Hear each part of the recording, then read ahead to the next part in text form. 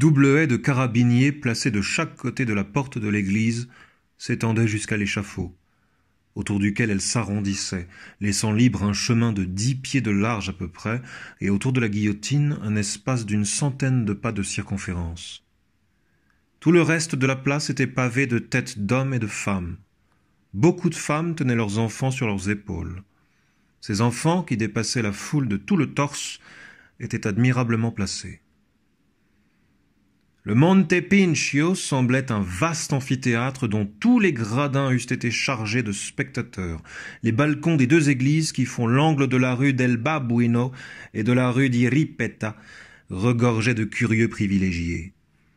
Les marches des péristyles semblaient un flot mouvant et bariolé qu'une marée incessante poussait vers le portique. Chaque aspérité de la muraille qui pouvait donner place à un homme avait sa statue vivante. Ce que disait le comte est donc vrai. Ce qu'il y a de plus curieux dans la vie est le spectacle de la mort.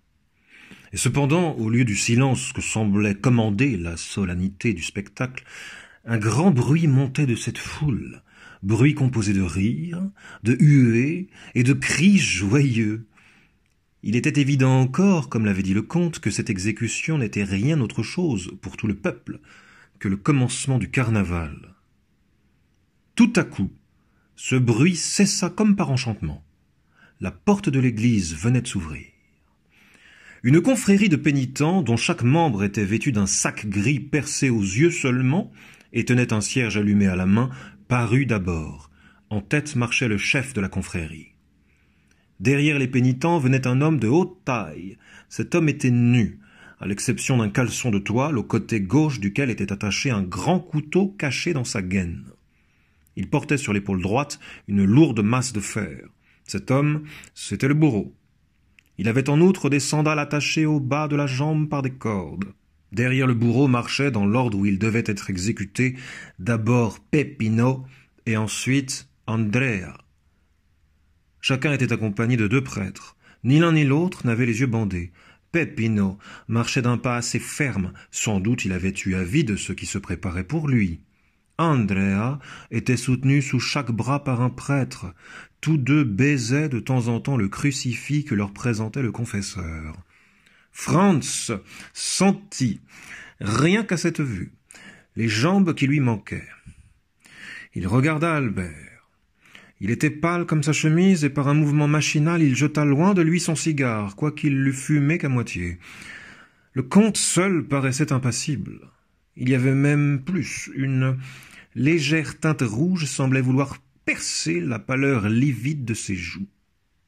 Son nez se dilatait comme celui d'un animal féroce, qui flaire le sang, et ses lèvres légèrement écartées laissaient voir ses dents blanches, petites et aiguës comme celles d'un chacal. Et cependant, malgré tout cela, son visage avait une expression de douceur souriante que Franz ne lui avait jamais vue. Ses yeux noirs, surtout, étaient admirables de mansuétude et de velouté. Cependant, les 2 condamnés continuaient de marcher vers l'échafaud, et à mesure qu'ils avançaient, on pouvait distinguer les traits de leur visage. Peppino était un beau garçon de 24 à 26 ans, au teint hâlé par le soleil, regard libre et sauvage. Il portait la tête haute et semblait flairer le vent pour voir de quel côté lui viendrait son libérateur. Andrea était gros et court. Son visage, bassement cruel, n'indiquait pas d'âge. Il pouvait cependant avoir 30 ans à peu près. Dans la prison, il avait laissé pousser sa barbe, sa tête retombait sur une de ses épaules, ses jambes pliaient sous lui, tout son être paraissait obéir à un mouvement machinal dans lequel sa volonté n'était déjà plus rien. « Il me semble, dit Franz au comte, que vous m'avez annoncé qu'il n'y aurait qu'une exécution. Je vous ai dit la vérité, répondit-il froidement. Cependant, voici 2 condamnés. Oui, mais de ces 2 condamnés, l'un touche à la mort et l'autre a encore de longues années à vivre. Il me semble que si la grâce doit venir, il n'y a plus de temps à perdre. Oui, la voilà qui vient, regardez, dit le comte. En effet, au moment où Peppino arrivait au pied de la mandaïa, un pénitent qui semblait être en retard perça la haie sans que les soldats fissent obstacle à son passage et, s'avançant vers le chef de la confrérie, lui remit un papier plié en 4. Le regard ardent de Peppino n'avait perdu aucun de ces détails. Le chef de la confrérie déplia le papier, le lut et leva la main. « Le Seigneur soit béni et sa sainteté soit louée !» dit-il à voix haute et intelligible. « Il y a grâce de la vie pour l'un des condamnés. »« Grâce !» s'écria le peuple d'un seul cri. « Il y a grâce !» À ce mot de grâce, Andrea sembla bondir et redressa la tête. « Et grâce pour qui ?» cria-t-il. Peppino resta immobile, muet et haletant. « Il y a grâce de la peine de mort pour Peppino di Roccapriori, » dit le chef de la confrérie. Et il passa le papier au capitaine commandant les carabiniers, lequel, après l'avoir lu, le lui rendit. « Grâce pour Peppino !» s'écria Andrea, entièrement tiré de l'état de torpeur où il semblait être plongé. « Pourquoi grâce pour lui et pas pour moi ? Nous devions mourir ensemble. On m'avait promis qu'il mourrait avant moi. On n'a pas le droit de me faire mourir seul. Je ne veux pas mourir seul, je ne le veux pas !» Et il s'attacha au bras des deux prêtres, se tordant, hurlant, rugissant et faisant des efforts insensés pour rompre les cordes qui lui liaient les mains. Le bourreau fit signe à ses deux aides qui sautèrent en bas de l'échafaud et vinrent s'emparer du condamné. « Qu'y a-t-il donc » demanda Franz au comte. Car comme tout cela se passait en patois romain, il n'avait pas très bien compris. « Ce qu'il y a » dit le comte. « Ne comprenez-vous pas bien ? Il y a que cette créature humaine qui va mourir est furieuse de ce que son semblable ne meure pas avec elle.